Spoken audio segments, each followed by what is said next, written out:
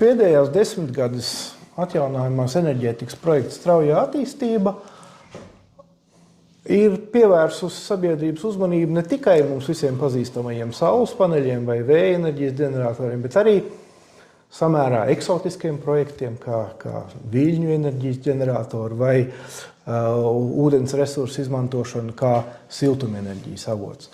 Latvijā patiesībā šādu projektu ir bijis tikai viens.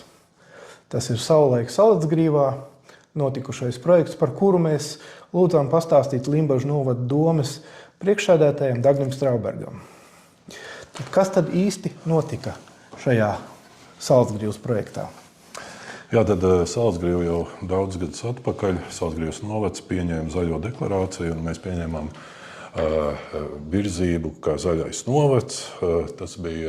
Šī deklarācija tika parakstīta no vairākām konsultatīvām padomēm, arī atsevišķas ministrijas departamenti, kā arī nevalstiskās organizācijas, kur mēs nospraudām mērķi iet, tas bija daudz gadus atpakaļ, šādu zaļo kursu un mēģināt atrast alternatīvas enerģijas ieguvēju. Un tā rezultātā mēs šķiet bijām pirmie, kas hibrīda apgaismojuma sistēmas uzstādīja, pēc tam sekoja saules kolektori, un viens no projektiem, kas bija iespējams, bija Norvēģijas finanšu instrumentu atbalstītais jūras siltums, lielākais siltums ūkens jūrā, vismaz Latvijā. Un šis projekts tika realizēts un zinām laikā arī darbojās. Zinām laiku tas darbojās, līdz tika pacelt elektrības tarifi un finansiāli mums nācās šo sūkni apturēt.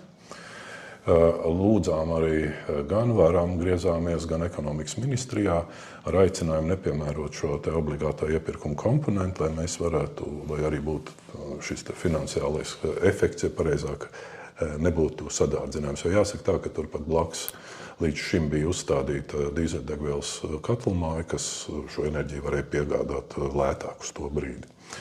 Protams, mums tika atteikts šajā jautājumā, un mēs šo sūkni apturējām. Ja runājam par to, kā šis sūknis darbojās līdz tam, tad faktiski šis sūknis nodrošināja siltumu tātad 3 objektiem, un līdz -15, -20 grādiem faktiski arī pietika ar jūras siltumu. Un, protams, ja šī temperatūra uzkāpa, pazeminājās vēl vairāk, tad kā papildus enerģijas avots tika iedarbināta arī dīzeļkatlamāja. Kādi objekti tika apsildīti? Tātad tika apsildīta Salacgrīvas vidusskola, Salacgrīvas sporta komplekss un Salacgrīvas mūzikas mākslas un bērndārza ēkas. Kā jums šķiet tagad, kad inflācija ir ļoti mainījusi energoresursu cenas, vai šobrīd šāds projekts būtu finansiāli izdevīgs?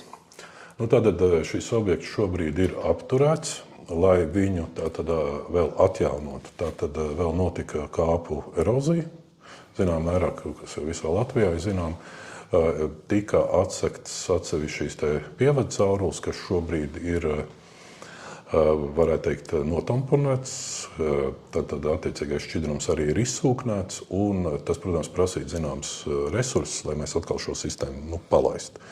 Bet ņemot vērā, ka šobrīd, lai mēs ieguldītu un sāk šos kaut kādus pētījumus, protams, ieceres varētu būt dažādas.